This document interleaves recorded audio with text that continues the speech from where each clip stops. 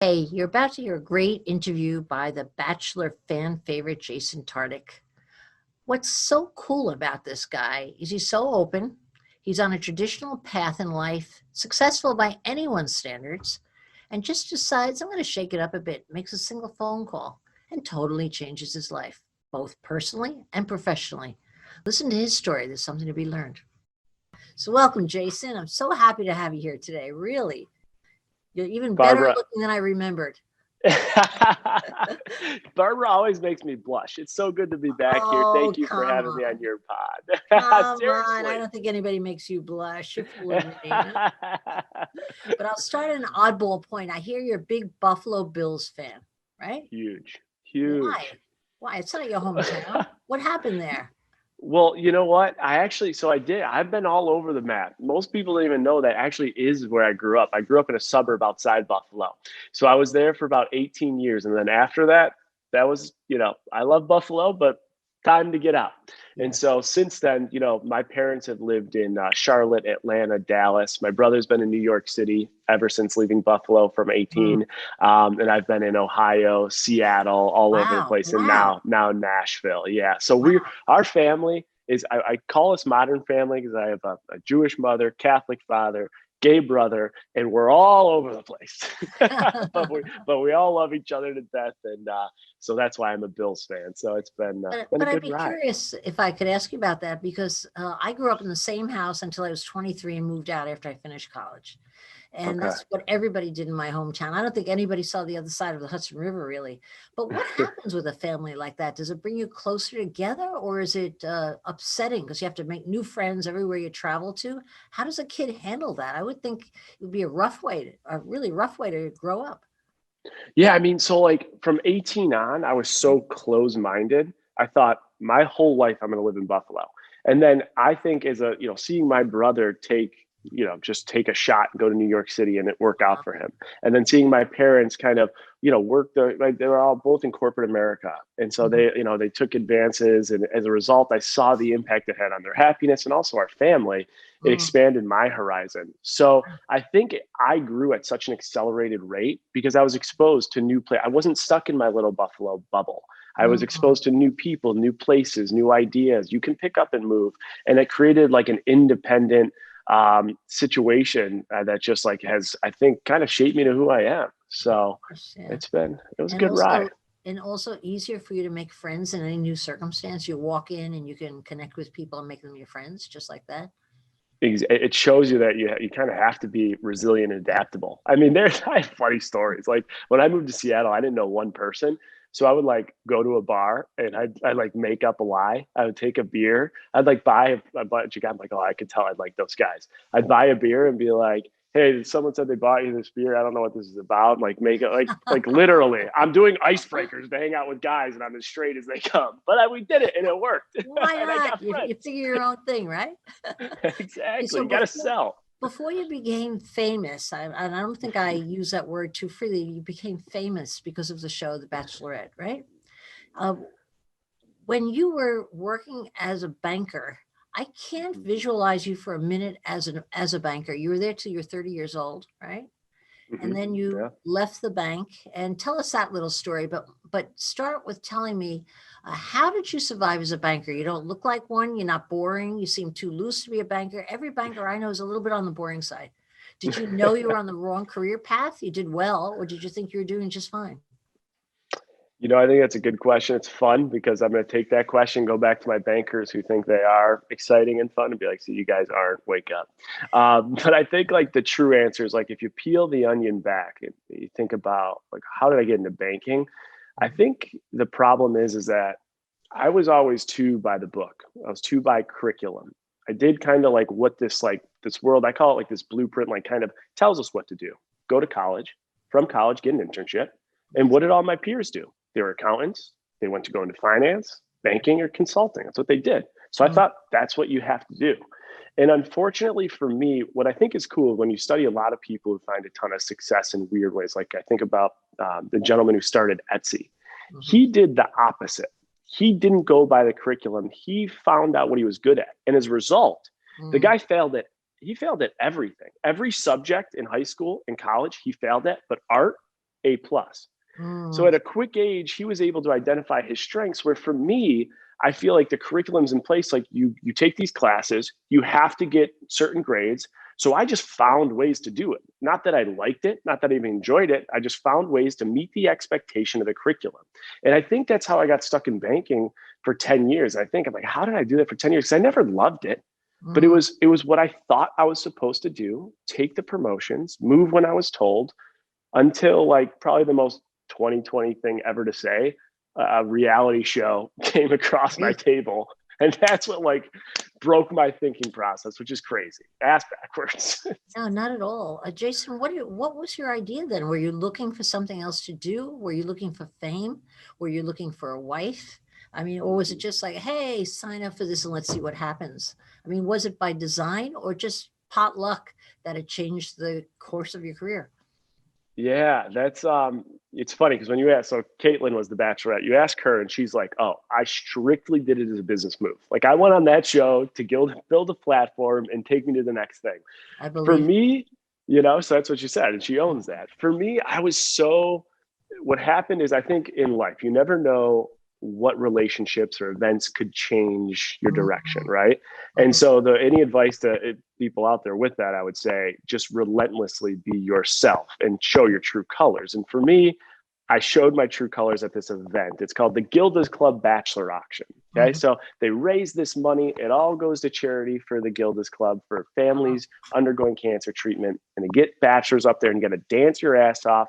And people bid on you to go on a date. So I came out to old time rock and roll. I had an American flag. I was like, let's go, getting the crowd going. And for whatever reason, the video that night, because that was a success night, I raised the most money, whatever, got sent to ABC. You're And kidding. That's how that happened? that's how that happened. And the event was Wow. March 2017.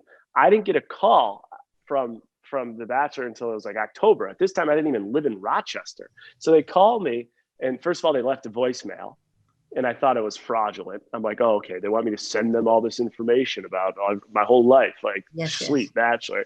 But And long surely you story knew short, about the show. Did you know about the show then? Did you know that it was so successful and this was something great that was going to happen? sure, I knew like what the show was, and that's when I said to myself, I have nothing to lose. So that was my whole thing. Like I'm 29, I've run the gamut. I just moved 3,000 miles for work, and I'm miserable. On paper, it all makes sense, but deep down, I'm miserable. Why not give it a shot? Now, I Mhm. didn't know how the whole social media thing works and how you could build this platform and what could come from it. I don't know, like 2 posts on Instagram and like 300 followers. I just had no idea. So for me, it was a shot in the dark. And Barbara, did I think I was going to go on The Bachelorette and find my wife? No. But did Not I think like, you hell. know what?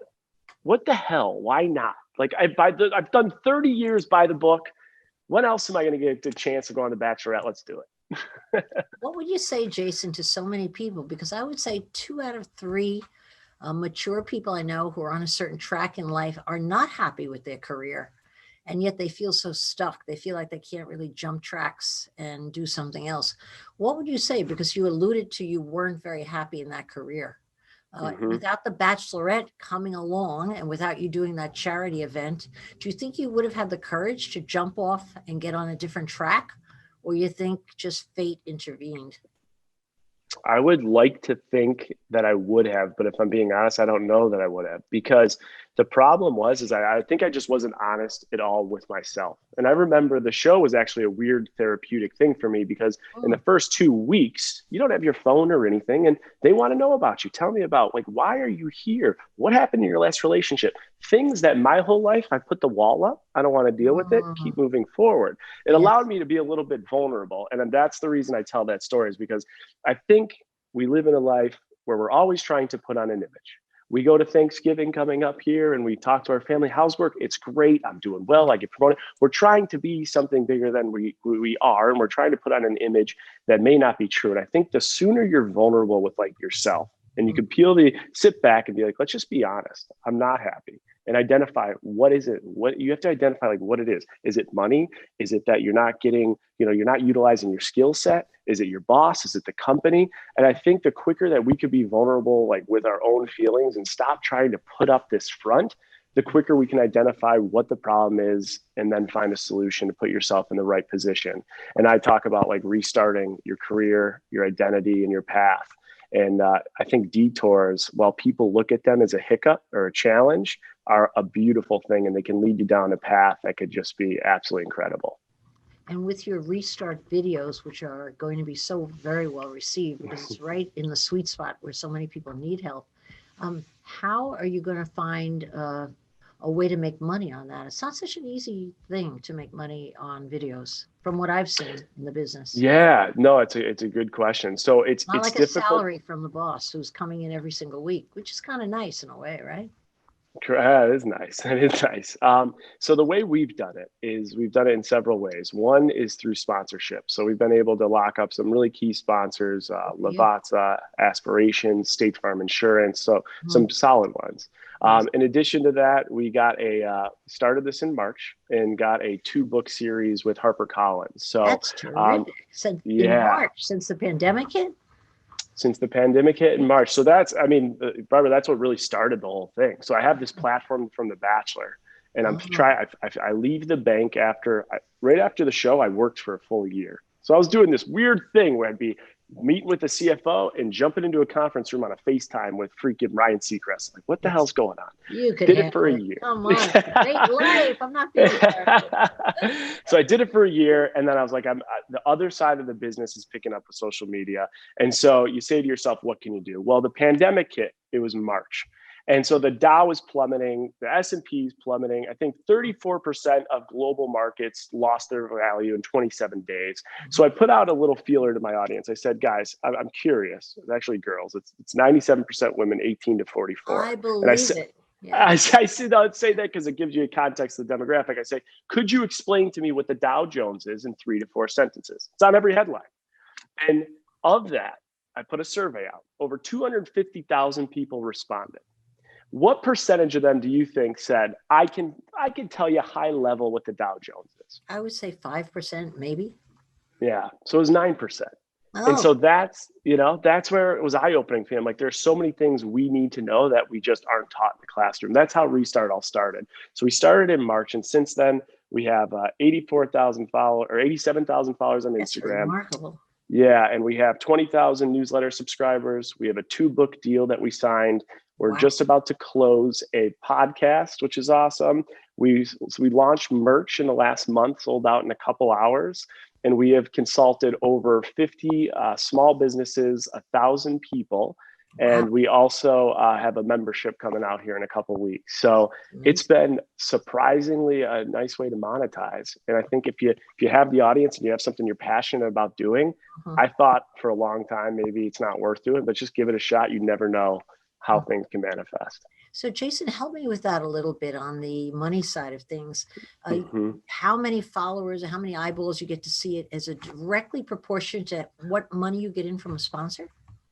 Yeah. So what's fascinating? Steadily? Yeah. Yes. So what's fascinating about social media, and I want to give a little backstory here. And the backstory is I get off the show and here's this business I don't know shit about. I don't know anything about social media, but I started to be aware real quickly. Wait a second. Believe. Wow. Well, that's a hello. How do you do? Huh? It was a hello. How do you do? I had no idea. That's a funny thing. A lot of these guys on the show now, they're like models or NFL players. They know what I'm a Buffalo banker guy. I don't know what the hell I'm doing. So I quickly learned though. I'm like, wait a second. I get off the show and I'm fully disclosing this for the purpose of transparency and honesty. Like, one club is like, hey, come drink and do a meet and greet. We'll pay you $1,000. And then the club next door is like, we'll pay you $10,000. Wow. Or then this one place will be like, we'll pay you, these agents come to you.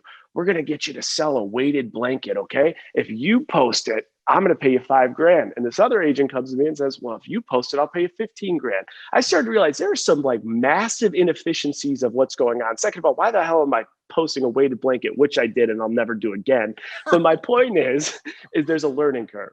And I have now become my own agent for social media deals. But that being said, I think, this is a perspective on social media marketing. It's not going anywhere.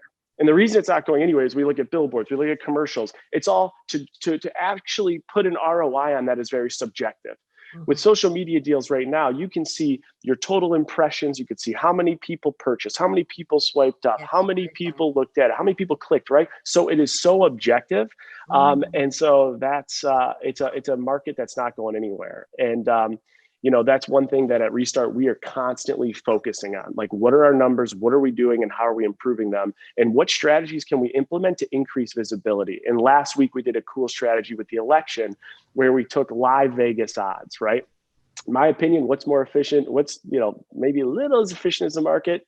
Vegas market. The reason is because obviously you have real time information, but you also have, just like the stock market, little insider information that's leaked in that creates more efficiency with the odds. And so we covered hour by hour what the likelihood of the presidential election would be. And within the five, you're right or wrong. Did you predict? So, well, we just followed the odds. I didn't predict, but the election was right.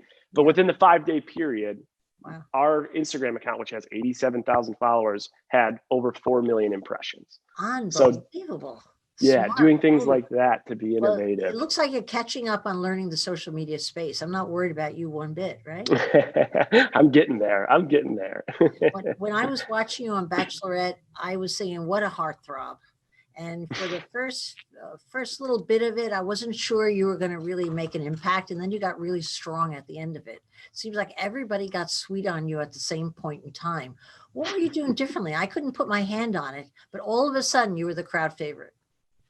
The funny part about that is, I tell my boss I'm going on this TV show. I tell my family, I tell my friends, and I'm gone for 3 months. No one can find me. And then I come back and like, what happened? And I tell my close family and friends I came in third. I'm like, I got the bronze medal. I got dumped before the fantasy. Great. So they're like, you know what? Way to go, Jason. We thought you'd be gone night one. But then the show comes on and it's like week 2. And I'm like, my boss is like, so were you lying to me or were you on this TV show? Because I have not seen you once. Scary. Yes. And I mean, the first 6 weeks, I was pretty much non-existent. And I think the whole idea with that is with a show, with business, with anything that I'm doing, I think the 2 things that I can relate back to that I did is, one, I was patient. You got to know your surroundings and like what you're doing. People get so caught up in this and they forget you're on a damn TV show and you signed up to be one of 30 freaking studs dating one girl. Do you not think it's going to be a shit show? It's going to be. So you got to just be patient and understand your surrounding. That's one thing I did. The second thing I did, which I'm really happy about, is I was just relentlessly myself in the fact that in TV, in production, as you know, they got to drive ratings and you got to do the things to continue to be renewed. And so they do crazy stuff. Let's put people in costumes. Let's have them strip. Let's have them do all this. And for me, I was like, I'm not doing that shit. You were able to say that? You were able to say to producers, I'm not going there? I did. Really? And so I think that is what, if you look back on it, like, why did things turn out well? I think because I was just relentlessly myself, because I was like, wow, I won't do that.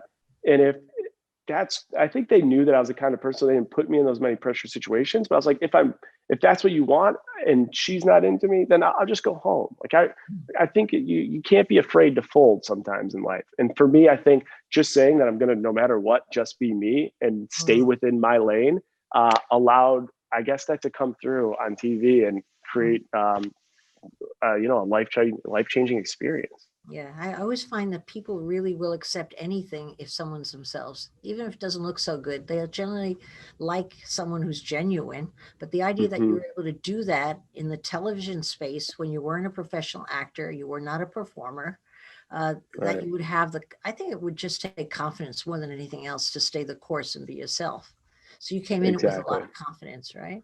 That's a good point. Confidence and a lot of, I think, security, just saying, if this doesn't work out, I'm going to go back to my life. And I think having kind of, just an insurance plan and knowing that things were okay. I didn't need this. Where I saw people do something. I mean, there's a guy in our season, I feel like they would come up with an idea and he'd be like, I'm going. He showed up to one rose ceremony and he was wearing, I think it was pink underwear and a pink robe. I'm like, what? And there's a picture of me literally just like, you got to be shitting me. Like, no way this is happening.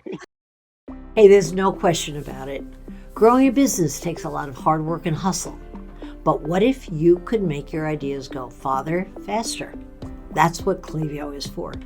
It's the e-commerce marketing platform that gives you everything you need to grow, all in one place, including email automation, SMS marketing, list growth tools, and much more. That's why it's the platform of choice for over 60,000 fast-growing e-commerce brands like Living Proof and my own Shark Tank brands Pip Snacks and Comfy. When you use Klaviyo to build an ideal customer experience, you can take charge of your data, build more valuable customer relationships, and drive growth like never before. And you see the results for yourself. So why rely on anyone else? Your dashboard shows you how much you've earned from each email and SMS campaign and automation at a single glance. Think about that. Today's top entrepreneurs love the results they're seeing from Klaviyo, and here's why. Klaviyo goes beyond marketing. It's about building real connections that turn your customers into fans. Forget the revolving door of single purchase shoppers. It will hardly get you anywhere. With Klaviyo, you can create personalized marketing experiences that keep customers coming back. See for yourself. Get a free trial at klaviyo.com/Barbara. That's my friends at Klaviyo. That's KLAVIYO.com/Barbara. He was I the heard a house rumor clown. before you left your banking job. I don't know if it's true, but yeah, you can tell me if it's true. I heard that Yeah. you had asked for a raise. Your boss said no. Then you went on your show, became famous. You came back. They offered to triple the raise, and you turned them away and left. Is that true? Or did I Yeah. hear So it wrong? there's some truth to that. So what's interesting is, with the bank, after being on the show, I went at my own risk, and then they welcomed me back with open arms. And so Can you imagine the they had me. following you would have? My God, they should open their arms on that one. They welcomed me back with open arms, and I'm in the process of writing the book, and the first book it's called Restart, and the whole idea is about the hiring and firing process and finding detours. And so I'm going to open up in the book about how things kind of came to a head in my corporate America role and what I had to do to get outside the lines. But specifically with the raise, what happened was there was one point at the bank where I needed to get back home, and there wasn't an opportunity to get back home. So I found a job in software sales, and I was absolutely killing it for a 9-month period. Well, then 9 months later, the bank in that city hired me back at a rate that was roughly around like 180% of what I was making before. So in 9 months, same bank, just leaving for 9 months and performing at another company, and it was about 180% raise. And you think about your company, when they tell you the 2-3% raise, right? The standard by the book, how long would it take for you to get an 180% raise if you're just going by the curriculum? So it goes back to breaking the blueprint. Right? Exactly. Do you believe when a boss says to you things like, it's not in the budget, we're not giving raises? Do you believe that's ever true? Or is that a party line that keeps people in check so that they don't get paid more? I think it's a complete party line, right? I think if you're bringing value to the company, you need to find ways to make sure that you're getting paid for what you deserve. And if you're not, and you don't think that's in place, I encourage anyone and everyone to look outside, because I just think there are so many systems that have worked and been effective for profitability. And one of those systems that have been in place that has worked is creating this textbook. We don't have the budget, or sorry, our bonus pool's not as Somebody's big. getting the bonus. Yeah. Someone's getting it. So where's it going? And so I think, and you can look at statistics, and specifically women not asking for raises. The percentages are less than 10 on an annual basis. Like all the information needs to get out there, and that needs to change.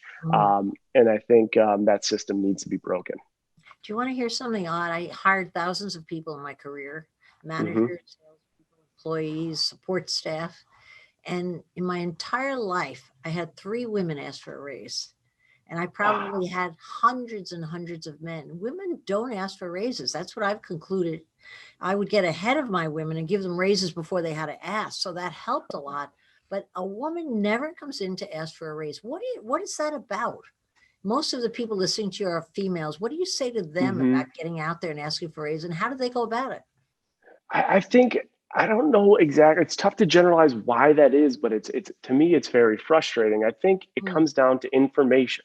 It's coming down to knowing what is actually happening behind the line item of we don't have a budget, or this is what the company is saying. Yes. I think we as consumers, no matter what, if you're purchasing or you're at work or whatever you're doing, we need to dig deep and understand the model and which ways are working and how it's working. And so for me, I just think that it comes down to education and communication skill, and having, I think we already talked about it, but the confidence to say, I'm showing up every day, I'm creating value, but I'm not being paid for it. And so that can't be inequitable. You got to show up, you got to ask for what you deserve, and you got to do it in the right manner. But it's really, it's got to change. It's got to change. And you're going to help people on your videos with all these kinds of issues, not just understanding the larger picture of what a Dow Jones is, but how they can use the information to better themselves. Is that your goal on that? Very practical advice?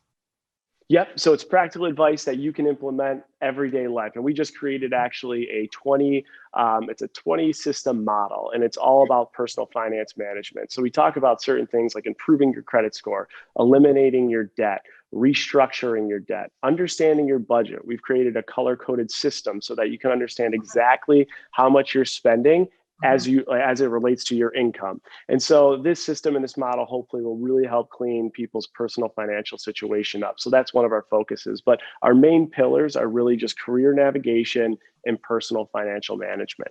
So anything that we can do to help individuals further understand their finances and how to make decisions. And even we created a refinance model. So you can put in your mortgage and what you're paying, and so that you can understand the full picture, right? Like your PMI, all the details, all the fees. And it's a decision tool. It will tell you yes or no, refinance or not, based on the structure that you're being offering. So really just breaking things down for the consumer to understand so they're in a better position financially.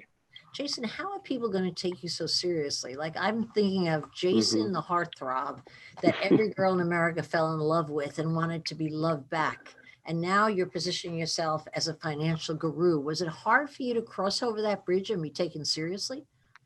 I think so, but at the same token, I think that through this whole process, whether I was 21 working at the bank, I was 26 getting my MBA, or I'm here, in my 30s after a reality show, the one thing that's remained consistent is who I am, my acumen, and what I'm trying to do.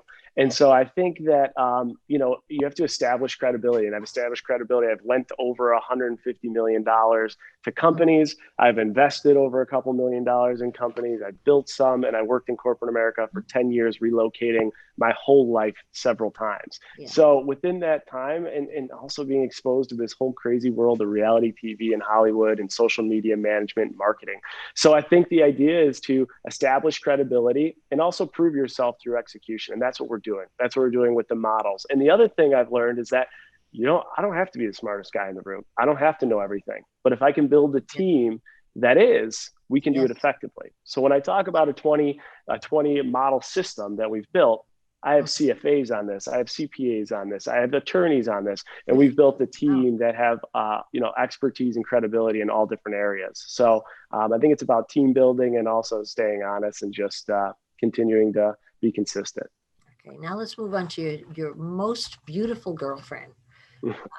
I think she could do better than you myself. That's my opinion. You've already told me that, Barbara. I know, but I'm telling you again. I'm just restating it because I really believe she could. But what would you recommend for her? Oh God, somebody a little older, like 5 years or so. Someone really rich. Doesn't have to be good looking, How rich are we talking? Okay. And so that you could be her friend and stuff, on the side.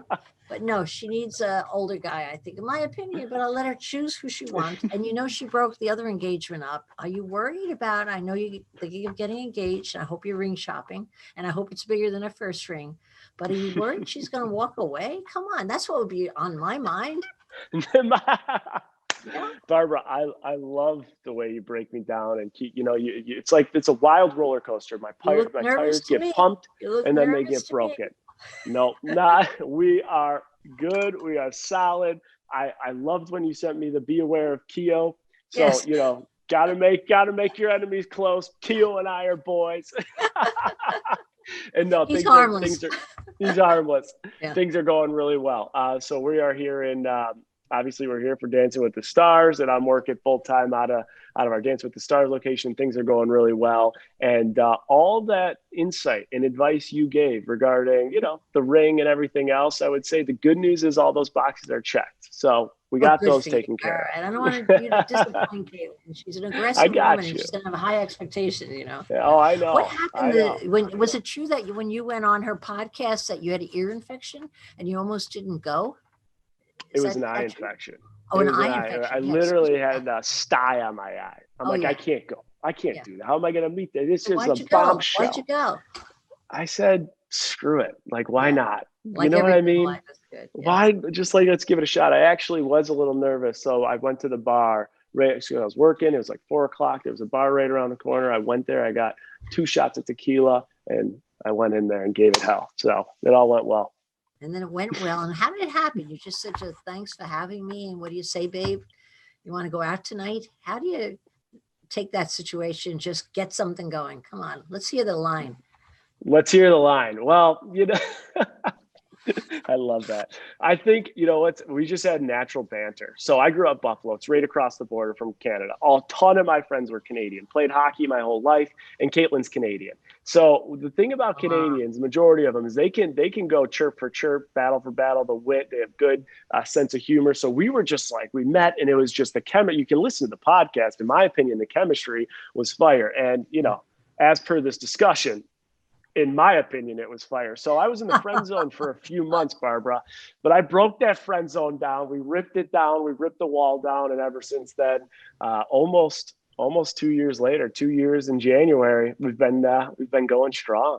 Good for you. Thank God you ripped the damn wall down, don't you think? Yeah. Oh, I'll tell you what, you got to chip away at that friend zone. Friend zone's tough to get out of. Oh, sure it is. Yeah, because nobody really wants to take the chance of something like that.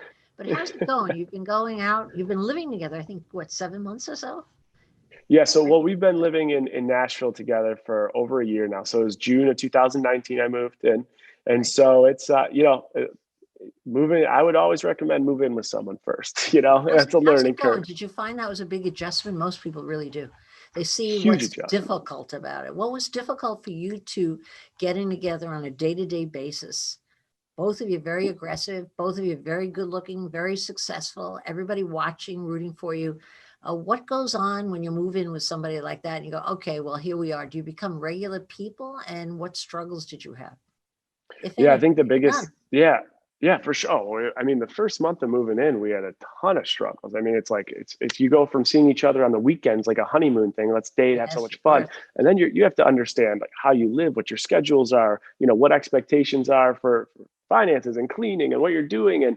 And we both have such strong personalities. So that's one thing with Kaitlyn and I. We learned quickly that if we do not communicate effectively, it will never work because we're both stubborn and we're hard-nosed. And so you got to take any conversation, what I say in relationship or business, is bring the ego down and communicate with logic. And so if you're trying to fight every battle and win every battle because your ego to make yourself feel good, you're only going to be left empty-handed looking foolish.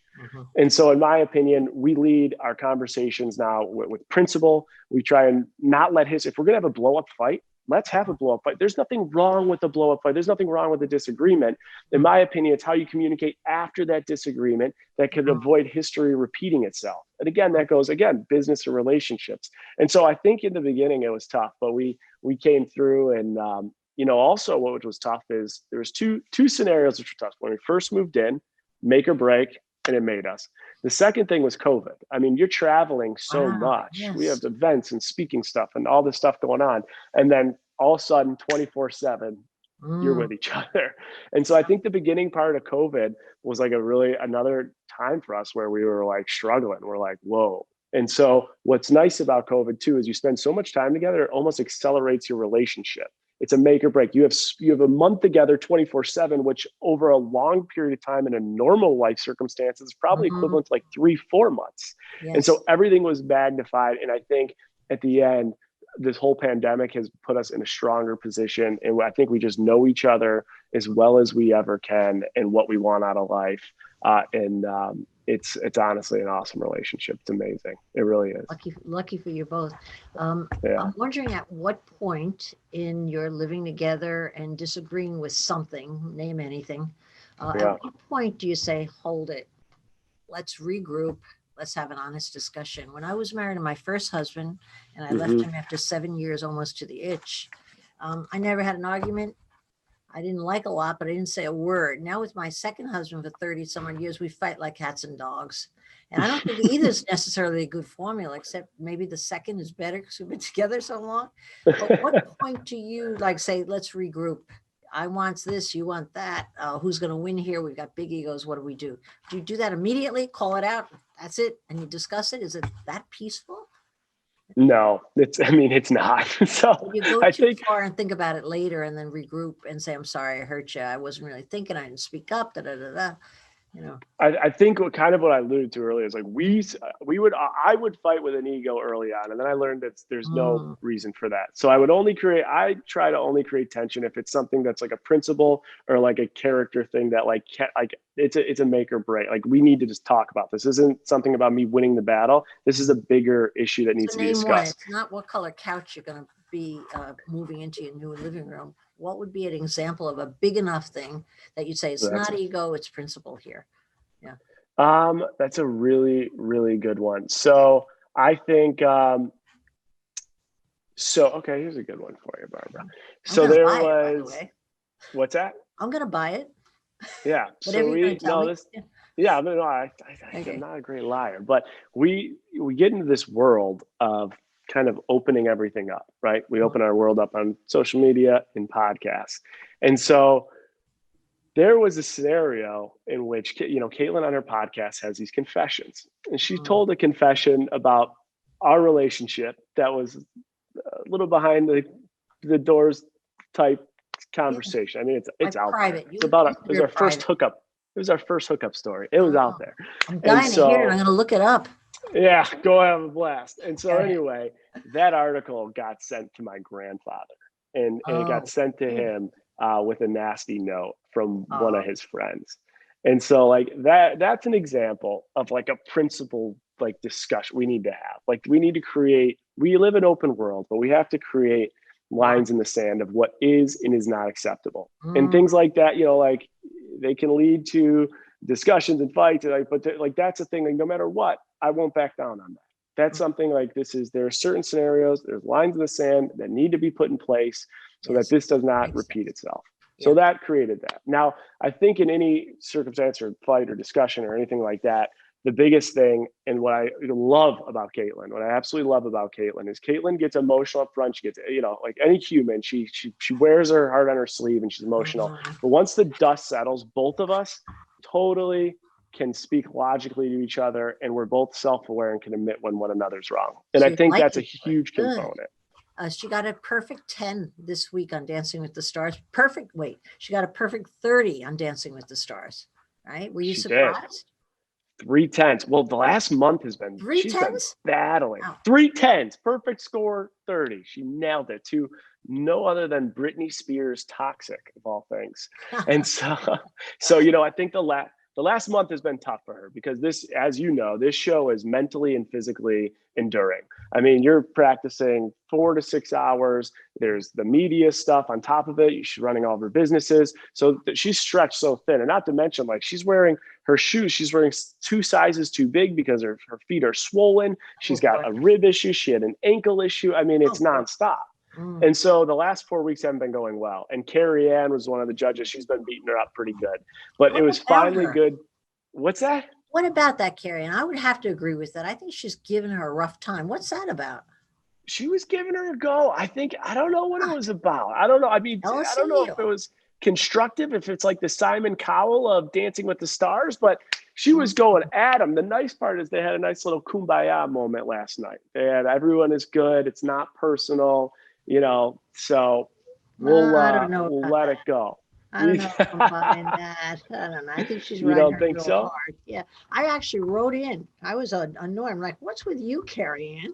I doubt whether they read their stuff, but I wrote in. Do you know what the weirdest thing about when I was on Dancing with the Stars, other than the fact that I was the first contestant eliminated, which was a little blow to my ego, But what they never said is that when you exit, you have to be, if you're the first one, when you get exited, they take you right on a plane, fly you to New York, and you have to sit on the Good Morning America show and answer the first question: how does it feel to be a loser? And they didn't let me change. I was in my gown. I was clicking, clacking down the metal stairs that I never saw before. Every time I went there, I didn't see any old metal stairs. Like clickety clack me down the stairs in my gown into an airport under the bellies of LAX. And they would not let me go home to change. I had to go right to GMA and sit in that seat and explain how it felt to be a big loser. You know what? I'm not sure I got anything good out of that one, but what a surprise ending that one was for me, you know? So to have the bravery to go on that show is really amazing. That's a tough freaking go. Now, right now, the beauty of that is with COVID, they're just doing everything from Zoom. But so you're telling me right after your performance, you went immediately that night, flight to New York City to be on live in the morning? Grab your arms and send you down the stairs. You don't even get to say goodbye to your family who's all there cheering me on. Bye, Bill. Bye, Kate. Bye, Tom. Funny now. What the hell? Unbelievable. I mean, it's a tough on my show. Side, fortunately, so that made it a little bit better, you know? There you go. I mean, Keo's stud. Yeah. He's good guy to have by your side. He's the man. So you're going to have kids. That's what everybody wants to know. I asked a lot of my fans, what do you want to know? Are they going to have kids? Are they going to have kids? I know I'm pushing the envelope. Are you going to have kids?